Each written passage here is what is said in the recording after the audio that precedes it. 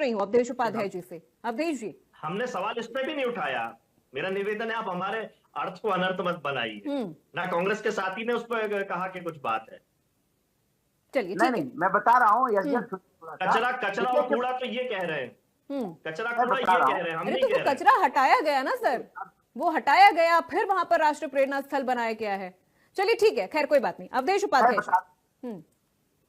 अब पूरा ही बात करते, कांग्रेस के प्रवक्ता जी ने बोली, पवन दीक्षित जी ने, परिवारवाद क्या है? परिवारवाद नहीं है कांग्रेस में। अगर परिवारवाद नहीं होता तो जब से कांग्रेस पार्टी बनी है तब से कोई उसका राष्ट्रीय अध्यक्ष दूसरा बना नहीं गांधी के अलावा। यदि कोई बना है तो भाई वो चाबी भरने वाला बना है। आपने देखा अभी पहले 14 दिसंबर को शायद अभी रामलीला मैदान में एक रैली थी कांग्रेस पार्टी की, ठीक है, उसमें नाम लिया जाता है खड़गे जी का, माननीय राष्ट्रीय अध्यक्ष खड़गे जी आए बोले, राहुल गांधी जी ने उन्हें बिठा दिया, खुद आगे बोलने लगे। ये सम्मान कांग्रेस में होता है।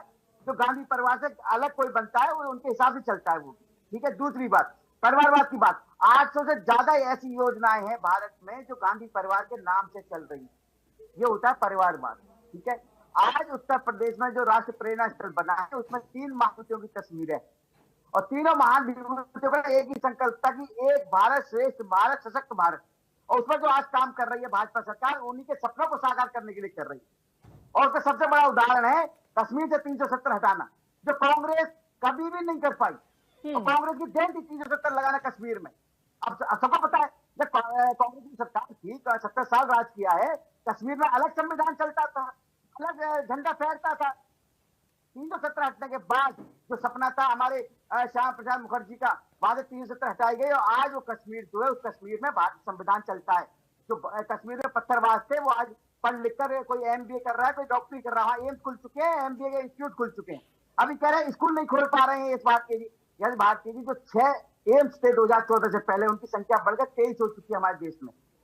जो 7 IIM थे उनकी संख्या डबल हो चुकी है, 16 ट्रिपल IIT बन चुकी है। क्या बात करें, 360 से ज्यादा मेडिकल कॉलेज पूरे भारत में बन चुके हैं। क्या बात करते हैं इस बात की? आप कह रहे हो स्कूल में नहीं बढ़ रहे, ये नहीं हो रहा, सब हो रहे हैं। और तो और आप छोड़िए बात, जो आप संविधान की बात करते हैं, बाबा साहेब की बात करते हैं, उन्हीं बाबा साहेब के जो पंच तीर्थ हैं, जहां जन्म हुआ, जहां शिक्षा ली, जहां दीक्षा ली, जहां उनकी मृत्यु हुई, उन सभी 5 तीर्थों को बनाने का काम भाजपा सरकार ने किया है। और मैं बताऊं आपको, अलीगढ़ में महेंद्र प्रताप सिंह यूनिवर्सिटी बनी है उनके नाम पर, जो महेंद्र प्रताप सिंह थे। कैसी बात कर रहे हैं? हम तो सबका साथ सबका विकास करने वाले लोग हैं भाई। गुजरात में देखिए सरदार पटेल जी की कितनी बड़ी मूर्ति लगी हुई है, ना जाने कितने ऐसे स्मारक जो हमने बनवाए हैं। लेकिन कांग्रेस पार्टी ने केवल अपने परिवार का सोचा, गांधी परिवार का सोचा। उन्हीं के नाम पर स्मारक थे, उन्हीं के नाम पर योजनाएं थी, उन्हीं के नाम पर जो किए जाते थे, पुरस्कार दिए जाते थे, वो भी उन्हीं के नाम पे थे। समाजवादी पार्टी सरकार थी तब भी इन्हीं की चलती थी सब जगह। चाहे भाई में किस तरह से जो नाच गाना होता था सब जानते हैं। आज में दर्द ये हो रहा है कि उत्तर प्रदेश में जो ये राष्ट्र स्थल बना है, ये क्यों बना है?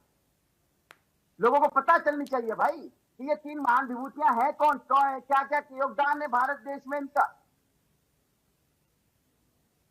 सच्चाई ये है अपूर्वा जी, विपक्ष के पास चाहे समाजवादी पार्टी हो या कांग्रेस पार्टी हो, इनके पास कोई मुद्दा नहीं है इस समय जो मुद्दे पर चर्चा कर सकेंगे। ये केवल आरोप प्रत्यारोप की राजनीति या झूठ बरगलाना जनता को, बस यही रह गया। इनके पास कुछ नहीं है इनके पास। ठीक है, लेकिन चलिए ठीक है। पवन जी कुछ कहना चाह रहे थे। जी पवन जी, आवाज आ रही है? आवाज की कोशिश कर रही है। जी जी आ रही है, अभी आ रही है आपकी आवाज। मैं अपने बीजेपी के साथी से एक बात पूछना चाहूंगा भाई साहब,